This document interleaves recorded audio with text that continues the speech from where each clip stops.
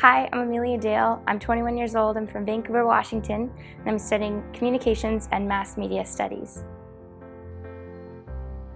My name's Michelle Welling. I'm 20 years old. I'm from Orange County, California, and I'm a Media and Communications major.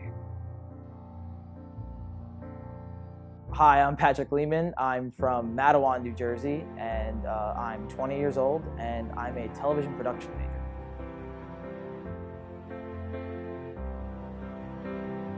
Hi, I'm Allie Hagelin. I'm from Lindstrom, Minnesota. I'm 19 and my majors are political science and mass communications.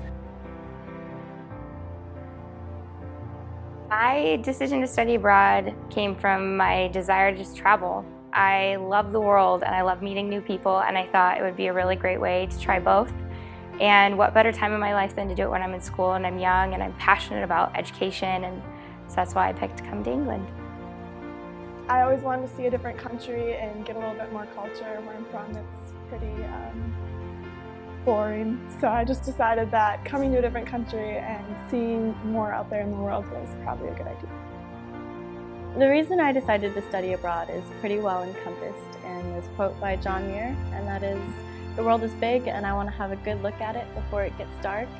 And basically that speaks to me in that we're just here on this earth for such a short amount of time. So, you better believe I'm going to make the most of it, and to me that means traveling. I decided to study abroad because when I was in 5th grade, I got a letter from this student ambassador program to go abroad to the UK, and I went on it, and I was 10 and it was terrifying, but it was the best experience I ever had, and I grew so much. And from that moment in 5th grade, I knew about study abroad because I had cousins in college, and I was like, I want to do that. I want to live somewhere else. I want to live somewhere else in the world besides home. So I decided to do Kingston because when I came here in 5th grade, I loved London and the UK so much that I figured, why not go back to where you love and really get to experience it and live like a local would? My first impression of studying in the UK was terrifying. It was a pretty big culture shock coming over here, being away from family, but I have to say it's been an interesting journey.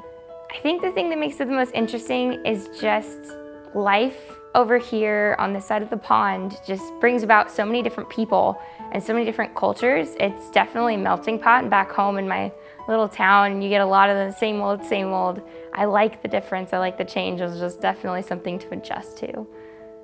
First impression, it was like a whirlwind. I at first couldn't believe that I was actually here because this was something that I had wanted for so long.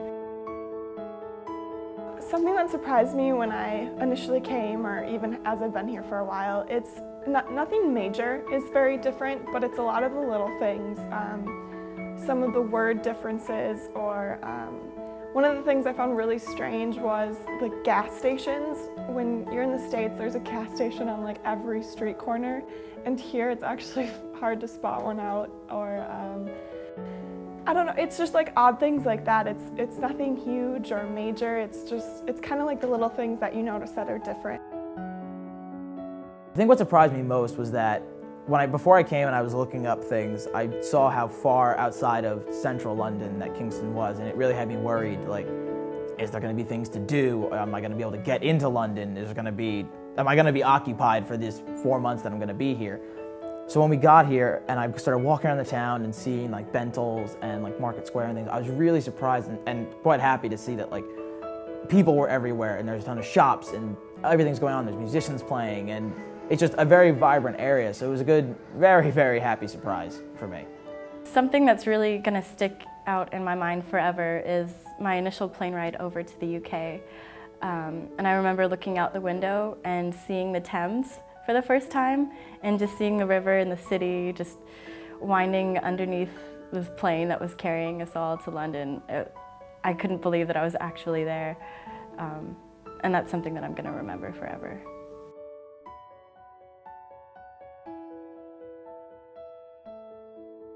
I think that this trip brought out confidence in me that I didn't know I had. I'm a little bit of a homebody, I'm a little bit of a hermit. I like to stay in my comfort zone, and I was really scared that I wouldn't meet anybody that I could call a friend, and I'd kind of be on my own. And I have to say that I'm surprised and really excited to say that I have overcome that and found a lot of people that I've really come to care about, and hope that after this journey ends, we can stay friends. I think the most positive thing I've experienced so far was there's this one moment. I have this local little diner place that just is like serves English breakfast and like paninis and stuff. And I go there like for lunch most days of the week. And there was one day I walked in and the guy who owns the place just looked at me and said, "Oh, hey, you're back. You want your usual?"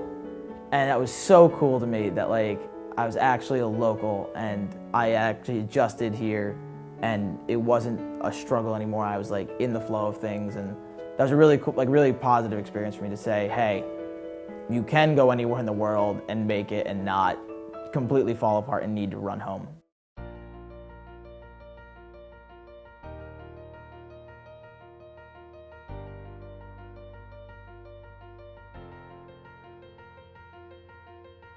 One of the very first days I was here was New Year's Eve, and we went down to the fireworks, and that was really cool to see Big Ben strike 12 and then the fireworks going up.